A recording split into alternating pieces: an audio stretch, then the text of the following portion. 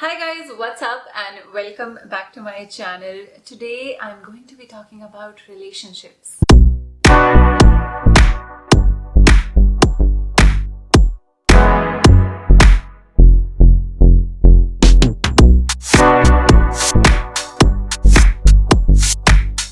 So I haven't really spoken about relationships that often on my channel previously, but I'm married now, right? So I do want to talk about love life, relationships, and more topics such as that. And also, a few days ago, I actually raised a very interesting topic on my Instagram stories. If you don't follow me on Instagram already, you're missing out on a lot of inside scoop. So a few days ago on my stories, I started talking about a relationship that I used to be in a long time ago and how it was extremely toxic. I realized that there is the need to talk about healthy relationships, and so many young women who are following me and boys need so much dating advice. And the reason that this is so important is also because in most Indian households, dating is not normalized, and so there are so many crucial conversations, so much to know about relationships, and so many important lessons that most of us take years to learn from experience. And a lot of the times that has hindered your growth. You're too late in life, and maybe you've just gone through so much and things that you should not have gone through, experiences that should not be a part of your life's journey. It's not essential. You don't need to go through it.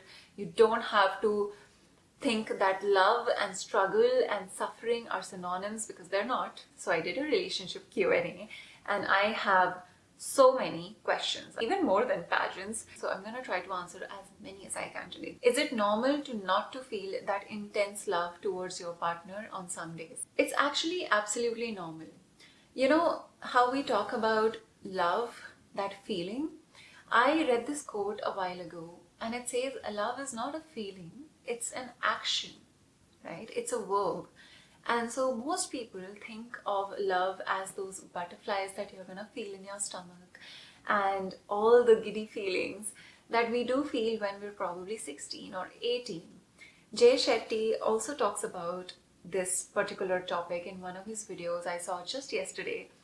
And biologically, you have to understand that our prefrontal cortex, that is also linked to our feelings of love, only develops till the age of 25. So before 25, if you're dating someone, you actually find it quite easy to catch feelings, as they say. And so a lot of the decisions that you're going to take with respect to your dating life before 25 are going to be based on how you feel. But after 25, it's not as easy to fall in love or get butterflies, and so a lot of your decision making starts happening based on logic and practicality. Marriage as an institution exists not just because of love, but actually for a lot of other practical reasons, which I will talk about someday. So if you think that you're not feeling love on a certain day, it's just probably because you're not going to have the same level of adrenaline rush all the time. And in fact, true love, in my opinion, is not something that makes you giddy and gives you anxiety or butterflies all the time. Sometimes true love is very quiet, it's very silent, it just makes you feel calm, at peace, and just at home. And it's fine. However, what you do need to remember is, even on the days when you don't feel love, do you act out of love? Does your partner feel loved? Do you do things for them that is their love language? So the feelings will be here and there. Some days it's going to be really intense and some days it's going to feel as if it's faded. But the intentionality in your actions needs to be there every single day. So it's completely fine if you don't feel it, but also be very self-aware of it. The feeling that you're lacking, is it lack of attachment, lack of a connection, or is it just you're not feeling the butterflies on a certain day? I need a healthy relationship, but my boyfriend is always consuming my time and my brain. Lol. What should I do? First of all, the fact that you asked this question, I am so proud of you that you are aware of how time consuming this relationship is turning out to be. And there's a reason why they say, when you're in your early 20s, a relationship, remember, should always be a part of your life and it should not become your entire life. If you are feeling that you are having an identity crisis, if you're losing sense of who you are as an individual, and if a relationship is holding you back from you fulfilling your goals, going after your dreams, if you're feeling as if it's making you less productive, then maybe it is not the right relationship. And that doesn't mean that you have to go and break up with your partner instantly. Do not take this as that advice. But see if your partner and you can come to an agreement. Is it possible to have a discussion that doesn't lead to an argument when you tell the other person as to how you feel that you need more time on your own, you need more time to work on your goals and intentions, and that you can probably not hang out with them all day long because we have different priorities. You and your partner might be in different stages of your career, different stages of your lives, and so your priorities can be different. But what's important is that are you working towards a collective goal, which is that we both need to grow as well as individuals, and we also have to make an effort to come together and work towards our growth as a couple. Working on your own life and your own goals doesn't mean that you should have to ignore your partner, but find a balance between it. And I do realize, yes, it takes a while, but you know that you're in the right place when having such discussions doesn't lead to arguments. If this person is, say, throwing a tantrum and telling you that no, you have to talk to me for 6 to 8 hours a day and my feelings are more important than your personal goals, then maybe that's a red flag that you should think about. How do you know in the first meeting that this person could be abusive? I wish I had a penny for every time I was wrong about a person being abusive. I can't tell you for sure as to how you can possibly identify that in the first meeting itself, but very recently somebody was saying this, that when you're an empath, and these are people who are highly sensitive, who feel very deeply, you tend to attract narcissistic people, and most of the times those people are abusive. You may not be able to predict whether a person is abusive or not in the first meeting, but what you can do is when you see that first sign of abuse, whether it's physical, mental, emotional, identify when you're being gaslighted. If someone makes you feel like your thoughts or your feelings are invalid, if someone makes you feel like you're crazy, you're thinking too much, you're overreading into this, or you're overreacting, and someone tells you to, can you chill way too often, then that is a red flag. Because what you have to know for sure is the person who is right for you, and if someone loves you, they never ever make you feel like you don't matter at all. And that doesn't mean that they're supposed to read your mind. Communication is key. Even in healthy relationships, the love of your life is not going to be able to read your mind. So have realistic expectations. Also know that am I doing everything to make sure that this conversation is not turning into a debate. But at the same time, when you know what you deserve and what you're willing to accept and what is an absolute deal breaker, Oprah Winfrey said this: when you date a man, date his reality and not his potential. And that's where I feel that most women go wrong, that they feel that I'm going to be able to fix this guy, and he can be a good guy if only he put more effort, if only he worked harder, if only he was a little more understanding. Men, or any human being for that matter, will usually not change after a certain age. And it's not your responsibility to fix your partner, to help them heal either. You are your partner's girlfriend or boyfriend or fiance. Whatever you are not their therapist, you are not their parent, and you are not supposed to take all of their baggage on your shoulders. So it's not your responsibility to teach someone how to not be abusive either. My only advice to you can be, know what abuse is, identify it, do not misunderstand it as a one-time thing and this can improve and things are a little bad, but he's gonna change. Leave. When you know that you deserve better, just leave. I have childhood traumas that have made me scared of having physical relationships, and it's been 8 years and I'm still scared. I completely understand where you're coming from, having gone through abuse myself. It's been over a decade, and I understand how having relationships is extremely difficult for people who have had a traumatic history. The solution is one, being aware of it, and secondly, seek professional help. I have been taking professional therapy for the last 3 to 4 years, and it has helped me tremendously. The person that I am today, the fact that I was able to break a pattern of being in toxic and abusive relationships and learn how to accept a healthy one and know that this person is not going to be abusive, to not look at him from the same glass and the same lens that I used to look at the toxic people from. All of that work has taken years, and if you haven't started reaching out to a professional already, it's never too late. But do that for yourself. Do that so that you are in better relationships, and do that so that you don't carry forward those patterns to the next generation, because a lot of us have parental trauma to resolve, and we need to work on those things ourselves to break that pattern and make sure that we are not that parent to our kids, we are not that partner to our spouse. You need to make way for new beginnings. You need to create space. If your house always has dirty laundry, if your wardrobe is always cluttered, and your house is full of things, even if you get the shiniest and most precious and most pretty decorative piece or even a thing of value into your house, it's not going to look pretty because your house is a mess. So you got to clean up your house.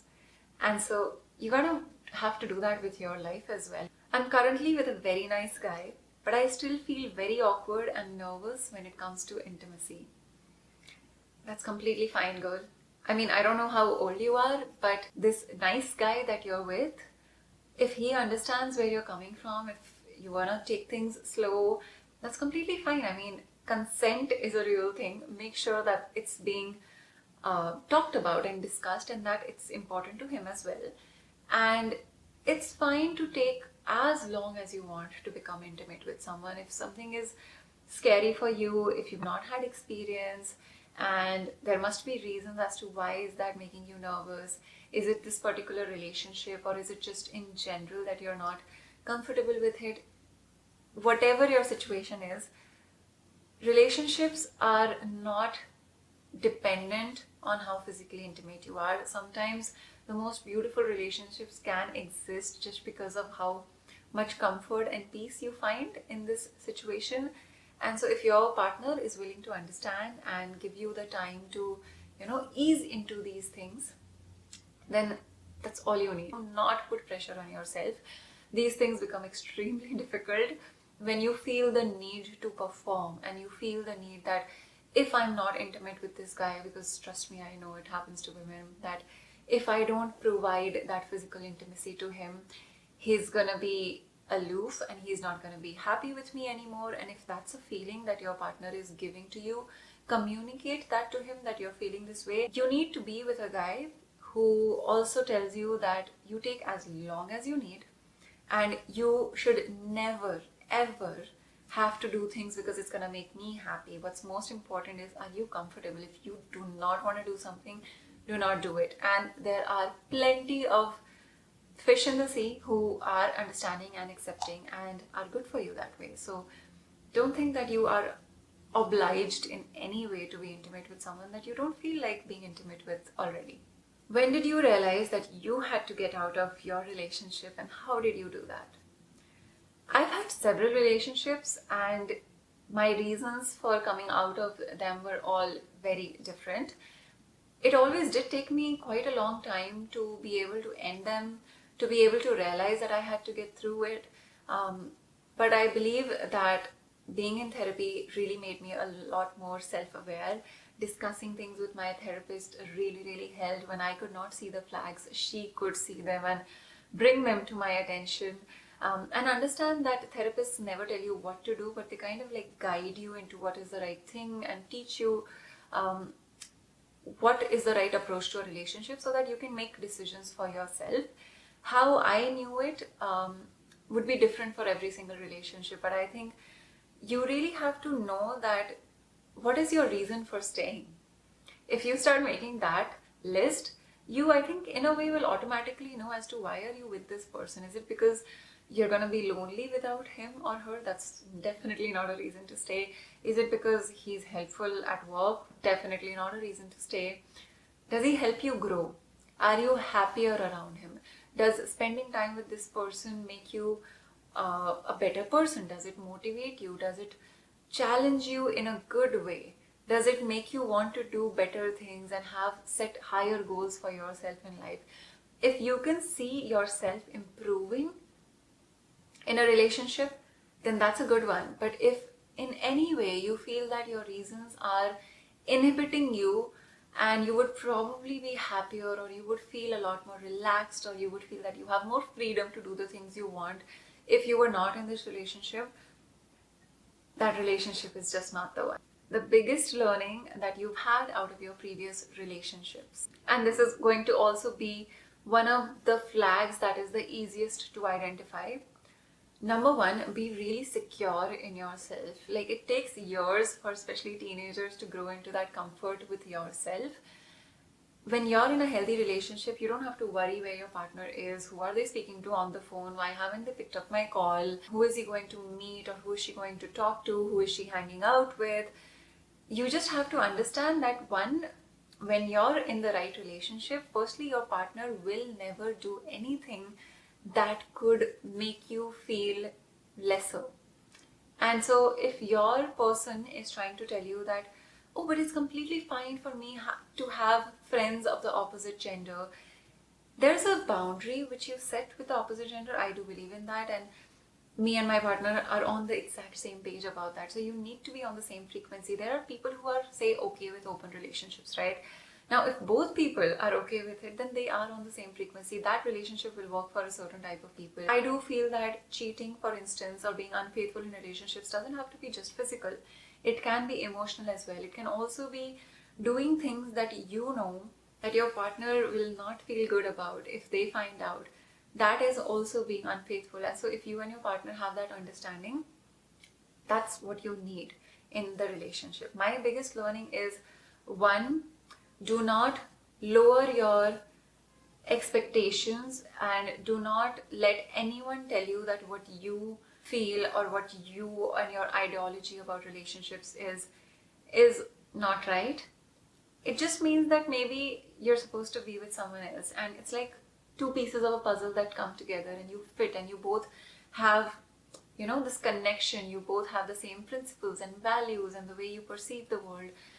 Opposites attract is not something that I believe in at all. I think it's quite a flimsy statement to make, and so a lot of teenagers actually get into relationships thinking opposites attract, which I don't agree with. I feel that if one person is highly introverted and another one is an outgoing extrovert, that relationship sometimes is a little challenging to deal with because of the fact that you guys want to spend your time doing different types of activities.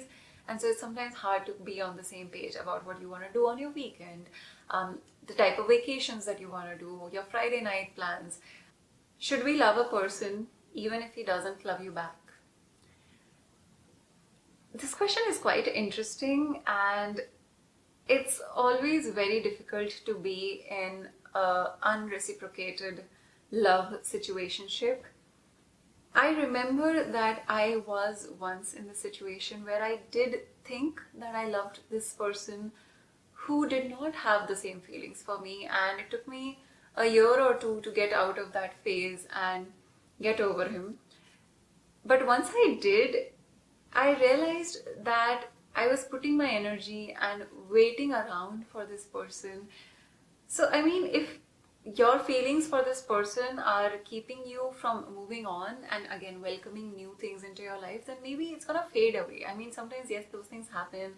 We get infatuated and we put certain people on a pedestal, and we think we love them.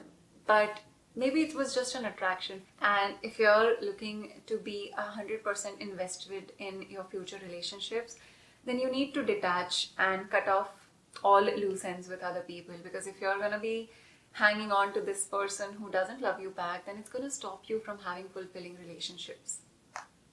How do I convince my boyfriend that short dresses are not bad for girls?